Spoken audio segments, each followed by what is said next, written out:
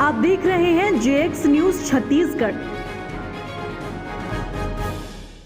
थाना चांपा क्षेत्र के ग्राम सिवनी शासकीय शराब दुकान में हुए 2 सुरक्षा गार्ड यदुनंदन पटेल, जय कुमार सूर्यवंशी की टांगिया से मारकर निर्मम हत्या करने वाले 3 आरोपी गणों को गिरफ्तार करने में जांजगीर पुलिस को मिली सफलता। जांजगीर चांपा क्षेत्र अंतर्गत शासकीय शराब दुकान ग्राम सिवनी में दिनांक 4/5/2023 दिन शनिवार रविवार के दरमियान रात किसी अज्ञात व्यक्ति द्वारा शराब दुकान सुरक्षा में कार्यरत 2 सुरक्षा गार्ड, एक यदुनंदन पटेल पिता लक्ष्मी प्रसाद पटेल उम्र 28 साल साकेन हथनेवरा, जय कुमार सूर्यवंशी पिता घासीराम सूर्यवंशी उम्र 35 साल साकिन पिसोद थाना चांपा के चेहरे में नकाब पहनकर टांगे से निर्दयता पूर्वक सिर में प्रहार कर हत्या कर शासकीय शराब दुकान का ताला तोड़कर नकदी रकम व शराब चोरी कर फरार हो गया था। जांजगीर चांपा से भरत सिंह चौहान की रिपोर्ट। दिनांक 4-5 नवंबर 2023 को एक घटना हुई थी जिसमें ग्राम सिवनी की शराब भट्टी में 2 गार्ड की हत्या हुई थी और इस हत्या को बड़े जघन्य तरीके से किया गया था। इसमें टंगिया से दोनों को मारा गया था। सीसीटीवी फुटेज प्राप्त हुआ था, लेकिन फुटेज में क्योंकि आरोपी नकाब पोश था और अपना हुलिया चेंज कर लिया था, लिहाजा आसपास से आइडेंटिफाई नहीं हो रहा था। एक बड़ी टीम का गठन किया गया था जो एडिशनल एसपी एसडीओपी के नेतृत्व में थी और उसमें एफएसएल विशेषज्ञ, साइबर विशेषज्ञ और फिंगरप्रिंट विशेषज्ञ भी शामिल थे। उनके द्वारा लगातार उस एरिया में पूछताछ की गई, टावर डंप का विश्लेषण किया गया, व्यक्तिगत सीडीआर का विश्लेषण किया गया और उसके आधार पर 3 व्यक्ति आइडेंटिफाई किए गए जिनका मूवमेंट उस रात में था और फिर उनसे जब कड़ाई से पूछताछ की गई तो उन्होंने पैसा लूटने की नियत से घटना करना बताया।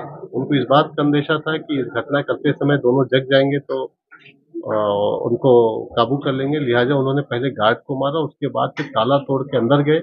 पहले देशी शराब भट्टी का पैसा निकाला, उसके बाद अंग्रेजी शराब भट्टी का पैसा निकाला और फिर वो वहां से चले गए।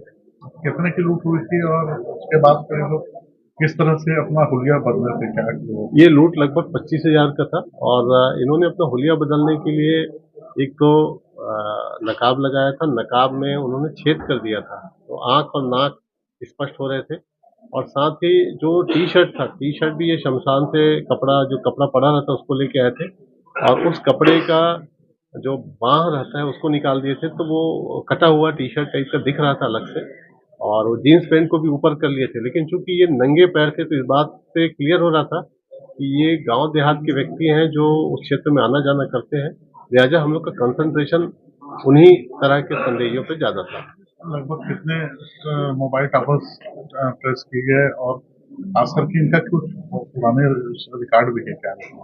देखिए, जांजगीर चांपा, कोरबा और सारंगढ़ जिले के ये 3 जिलों के जितने भी कनेक्टेड मोबाइल टावर हैं सभी का विश्लेषण किया गया और लगभग 100 से अधिक मोबाइल पूछताछ की गई, 350 से ज्यादा सीडीआर लिए गए और लाखों नंबरों का विश्लेषण किया गया। तो एक बहुत बड़ा एक्सरसाइज था जिसमें बहुत समय लगा क्योंकि दोनों गार्ड है, इनका संपर्क कई लोगों से था।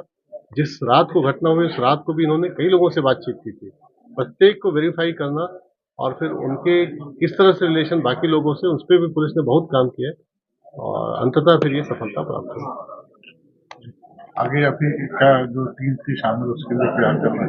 टीम शामिल थी, उसको आईजी साहब से मैंने निवेदन किया है पुरस्कार देने के लिए और आईजी साहब ने उसमें सहमति दिखाई है और साथ ही पूरी कोशिश रहेगी कि इन आरोपियों के खिलाफ साक्ष्य अच्छे से अच्छा एकत्र करें ताकि इनको सजा मिल सके। इस मामले को लेकर के आप देखिए, इस अपराध में कई सारी चीजें जो पहली बार हम लोग को करनी पड़ी थी। शुरुआत में पूछताछ के बाद जो कथन स्टेटमेंट लिए गए थे, बाद में जब कुछ लोगों के कथन लिए गए उसमें अंतर आ रहा था और उनपे संदेह पर्याप्त था, लिहाजा नार्को और पॉलीग्राफ की भी तैयारी की गई थी और अगर ये सफलता नहीं मिलती तो निश्चित रूप से उस दिशा में जाते हैं। आरोपी आपस में पति पत्नी है, जो मुख्य आरोपी है उसकी पत्नी है और उसका एक सौतेला बेटा है।